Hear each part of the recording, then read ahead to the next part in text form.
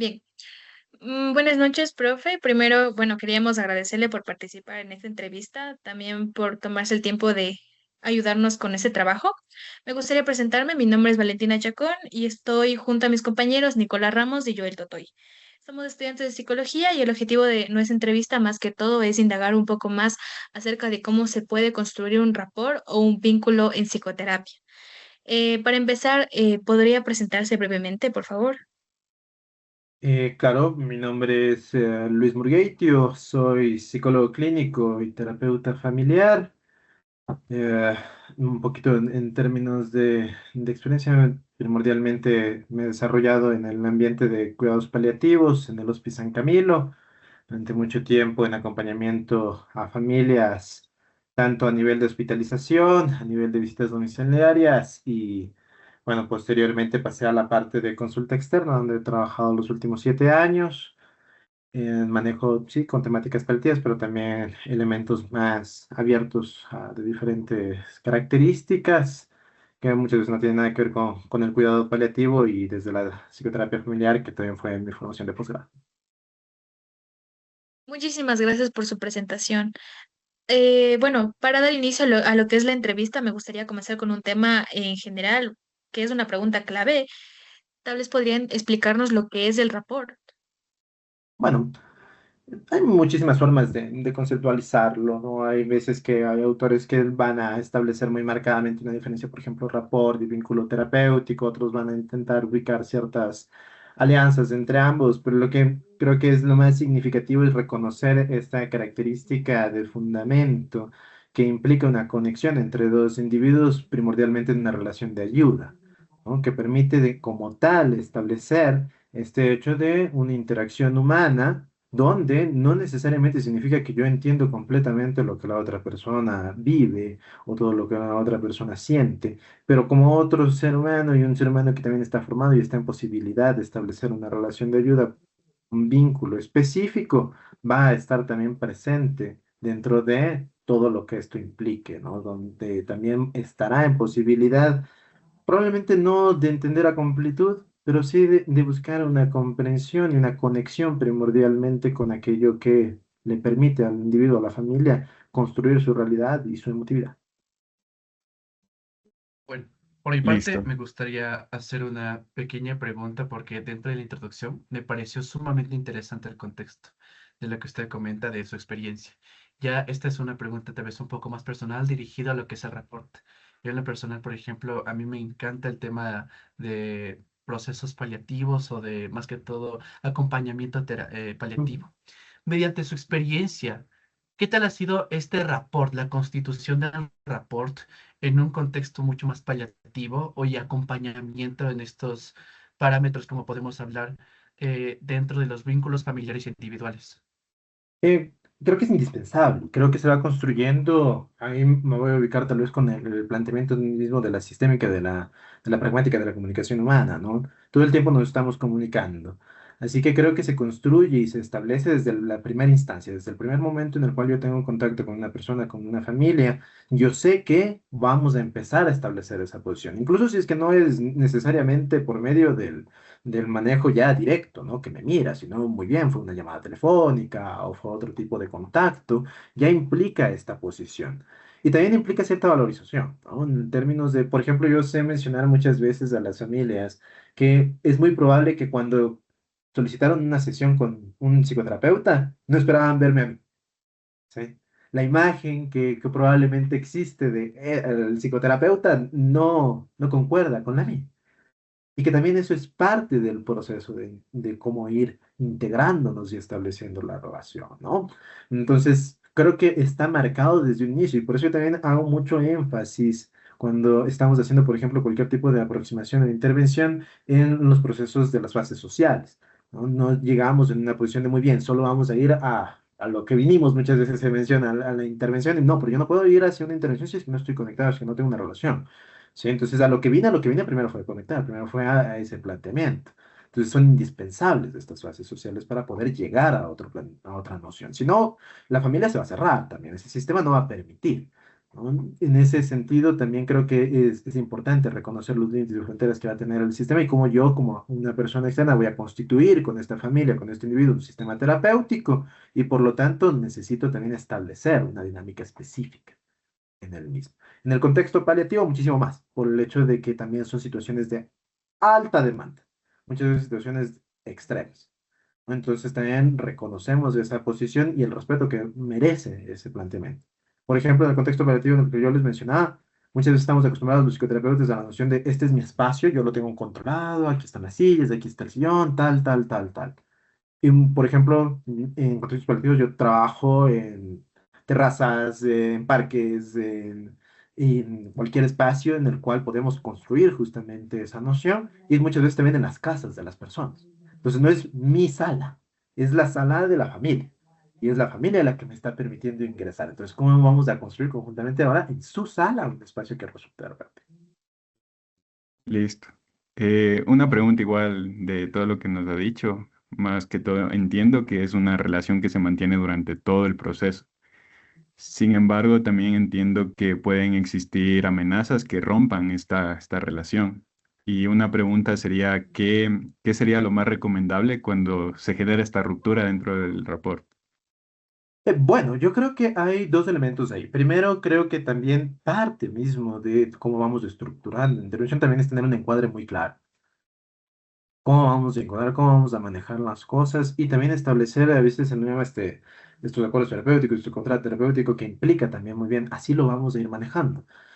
Yo siempre sé establecer también con las familias con las que trabajo el hecho que este va a ser un encuentro entre expertos, porque yo puedo tener experticia en psicología, en psicoterapia familiar, pero quien conoce de su familia, quien conoce de su dinámica es cada familia, cada persona. Entonces tenemos que trabajar conjuntamente para llegar a un objetivo. En el caso de que hubiese alguna situación específica que rompa completamente esa posibilidad, entonces también tenemos que marcar hacia dónde nos vamos a ir. Porque si es que ya no podemos trabajar conjuntamente, ya no podemos ser dos grupos de expertos, que dos sistemas que estamos ahí trabajando conjunto para llegar a un objetivo, tampoco vamos a establecer, bueno, mantengamos una continuidad que no pueda tener los resultados deseados en absoluto. Entonces, claro, si es que hay posibilidad de establecer un reencuadre, tener la conversación de muy bien qué está sucediendo, qué podemos establecer, bienvenido. Pero también pueden haber situaciones extremas en las cuales, muy bien, yo tengo que referir a un colega y que más bien tiene que establecerse con un colega para poder continuar cualquier tipo de manejo. Bueno, listo. Justamente, bueno, es muy interesante lo que nos acaba de comentar. Incluso en muchas clases nosotros hemos, bueno, nos han indicado que incluso el rapport se puede llegar a romper en cualquier, bueno, en cualquier sesión. Bueno, yo indagando un poquito más acerca del, bueno, un enfoque más para el psicólogo, quería preguntarle más que todo, ¿cuáles son los errores más comunes al intentar construir un rapport? Por ejemplo, yo creo que también está en el manejo de los datos. Por eso yo les hacía énfasis en el encuadre. Que, por ejemplo, es muy frecuente que cuando empezamos nuestra práctica clínica, por ejemplo, cuando llegan adolescentes, y ahí está este elemento un poco dilemático de cómo puedo establecer esta conexión con este adolescente y a la vez decirle claramente que si es que, por ejemplo, me dice que se está cortando, se va a intentar suicidar, no es que es algo que yo lo voy a mantener cerrado y no voy a decir a nadie. ¿Sí? Entonces ese es un elemento que tiende a dar mucha complejidad cuando recién estamos empezando y hay veces que se da este planteamiento de, bueno, entonces no le voy a decir, o no le voy a decir que hay límites en la confidencialidad, no le voy a encuadrar de la misma manera que encuadraría a un adulto, ¿no? Entonces creo que ese es uno de los riesgos más grandes, porque, por ejemplo, en mi experiencia cuando trabajo con adolescentes y se les explica claramente muy bien si es que te estás cortando, si es que te estás provocando el vómito, si es que me dices que vas a intentar acabar con tu vida, son elementos que yo tengo que conversar también y que tenemos que abrirlo de esa posición, no se rompe en esa noción, porque el adolescente sabe a qué atenerse, ¿sí? Y entonces incluso dentro de la sesión menciona, le tengo que decir algo, pero no sé, porque sé lo que me dijo en la primera sesión, sé que esto probablemente tengan que decirles a mis papás, por ejemplo. Muy bien, entonces, ¿cómo vamos a ir explorando? Y una de las maneras que a mí me ha resultado muy útil es el hecho de que yo muy, pero muy rara vez soy yo el que devela algo, sino que muy bien me acaba de decir que, por ejemplo, se está cortando. Papá está afuera. Usted sabe que yo voy a tener que comunicar esto. Entonces vamos a hacer que papá ingrese. Pero primero planifiquemos. ¿Cómo vamos a hablar con papá de esto? Ah, no, yo quisiera esto, quisiera aquello, tal, tal, tal, tal, tal. Estructuramos cómo va a ser ese manejo y de ahí yo hago el ingreso del padre. Y generalmente yo le doy paso al adolescente, por ejemplo. Su hijo ha comentado que le gustaría compartir con usted una información significativa aquí dentro del espacio.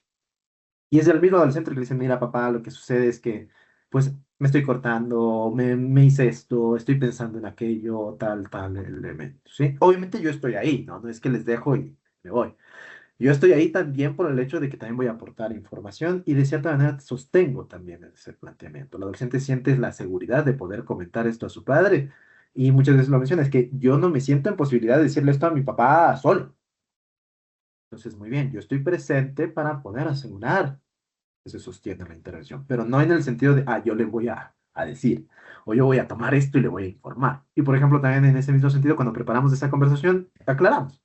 A ver, ¿qué le vamos a decir a papá? Esto. ¿Y qué no le vamos a decir? No le digamos esta parte de acá o estos otros elementos que yo quiero que sean más privados. Y obviamente vamos acordando, ¿no? Esto sí se puede mantener como tal completamente confidencial, esto no. Entonces, muy bien, vamos ahí construyendo y luego permitimos el ingreso. Pero eso toma tiempo. Entonces, yo creo que uno de los elementos es igualmente darse en ese tipo de situaciones el tiempo que sea necesario. ¿Sí? Y, y eso justamente se conecta a una de las preguntas que más me parecieron, bueno, uno de los tópicos que más me parecieron importantes de topar. Usted, hablando ya no solo a nosotros como estudiantes, sino a futuros colegas y también futuros profesionales, ¿cuál sería uno de los consejos más importantes en contexto de rapport que le daría a futuros estudiantes o futuros profesionales? Y estoy seguro que han leído el planteamiento, o han escuchado al menos del planteamiento rogeriano, ¿no? El manejo de Rogers, de las actitudes terapéuticas básicas. Y yo creo que estos elementos básicos que están presentes en la mayor parte de enfoques los utilizamos, o como muchos terapeutas, a pesar de que tengamos diferentes formaciones, tenemos que entenderlos, pero también tenemos que, en un punto, dar posibilidad de que estén presentes en nosotros mismos, ¿no?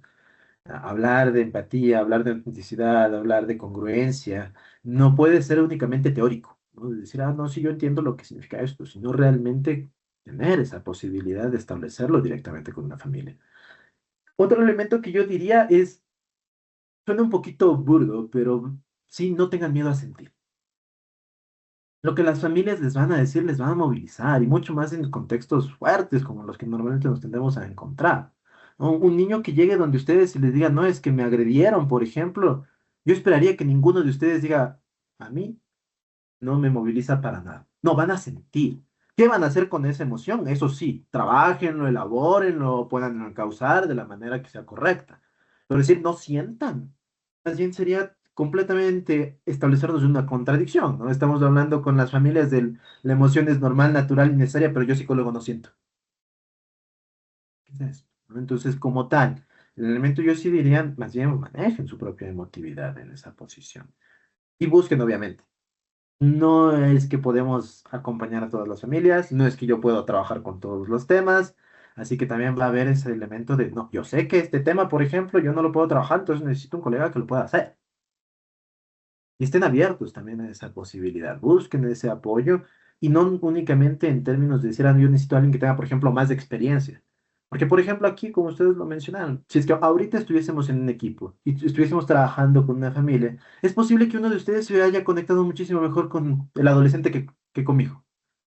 Y sería incorrecto de mi parte el decirles, no, a ver, yo tengo más de experiencia, así que yo voy a tener que trabajar con este adolescente. No, se conectaron mejor con ustedes, muy bien, entonces continúen el trabajo y yo estoy aquí para lo que ustedes necesiten.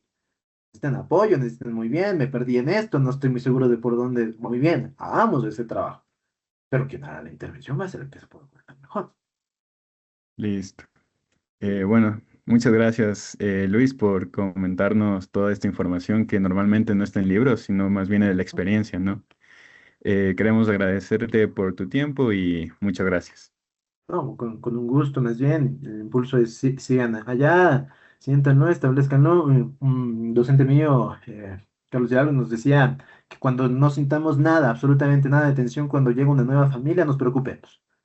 Porque o bien ya nos quemamos, ya nos agotamos, ya nos despersonalizamos, ya estamos trabajando desde otro lugar.